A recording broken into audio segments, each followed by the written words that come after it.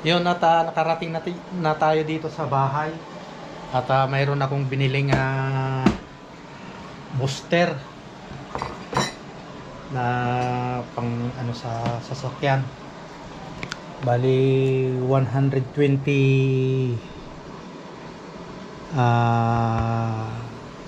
ampe ano ba 'yon? Ampere.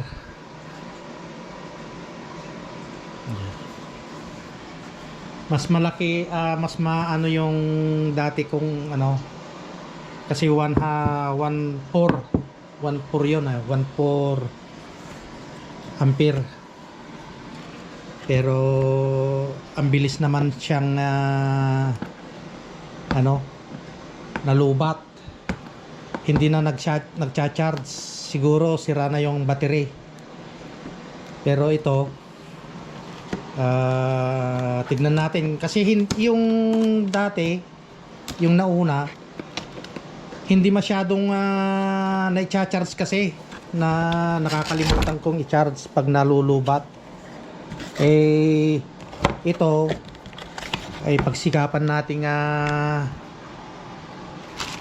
i-charge lagi para tumagal ang buhay. Ganito rin din kalaki, kaya lang siyempre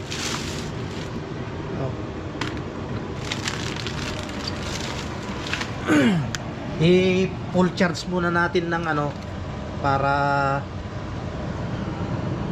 ano siya, magamit siyang kasi nasa ano lang siya 2 bar. Kailangan nasa full nasa dilaw para mas ano yung battery niya magtatagal. Patayin muna natin yan. Kunin natin tong ito, ano lang naman ito isaksak natin dito.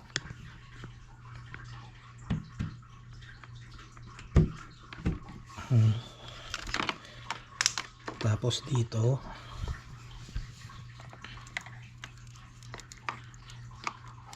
wala namang polarity yan, kaya nag-charge na. Yun ang indicator nya. Bali binili ko ito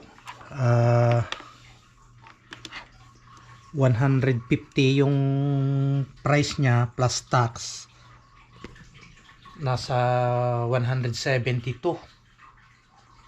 ang ano nya.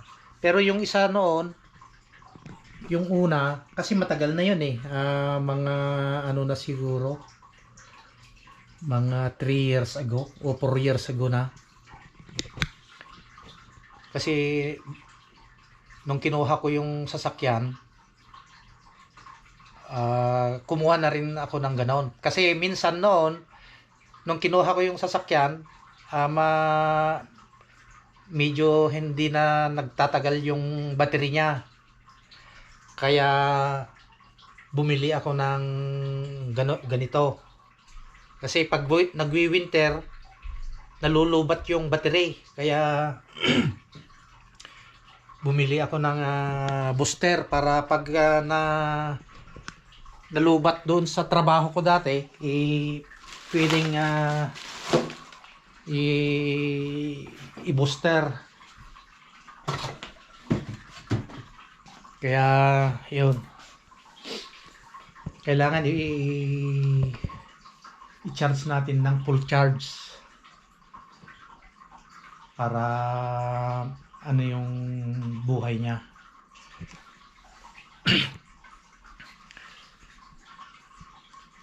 Matagal na rin yun kasi nabayaran ko na yung sasakyan. Bali ano na, magpipitong taon na yata. 7 taon na. Ibig sabihin, magpipitong taon na rin yung ano na yon, yung booster na yon. 2018. Tignan natin kung ilang taon ang ibubuhay nitong bagong ano natin, booster. Pero ang pagkabili ko na dati yon, kasi nag-sale din noon, pero mura pa, mga wala pang 100, mga 80 kasi nag-sale. Pero ngayon ito sale, ang original price niya 230,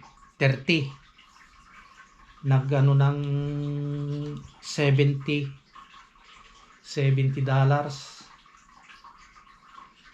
Kaya nag-ano lang. Pero dumagdag pa rin yung tax. Halos ganun pa rin. It's 170. Naka ano lang ng $50.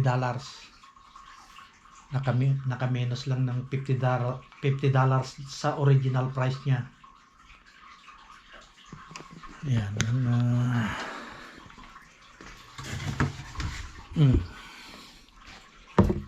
With 20%,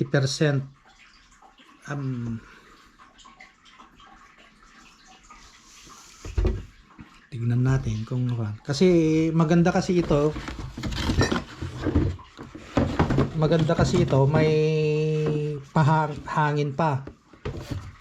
Pag na-flat yung gulong, mayroon pang siyang hangin. Kaysa bibili ka ng ganyan, yung nakita ko kanina na walang air pump. Yung air pump nila 80, tapos yung ganyan na walang air pump 150. Yan na lang. Kung 150 tapos 80 yung air pump, di 130. Yan 230. Kung yan 170, 171, naka-minus pa rin. Kaya pag bumili ka dito,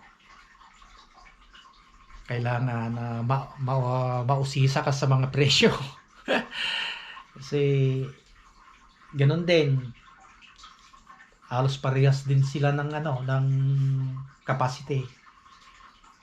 Di yung makaka-minus ka na, ewan ko lang kung mas durable ito o kaya yung mga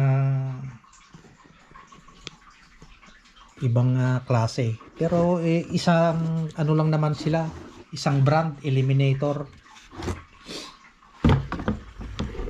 Pero ito may ano naman to, warranty. Bali ang warranty niya 1 year warranty. May nakasulat naman dito 1 year warranty. Sabi niya, ayan 1 year warranty.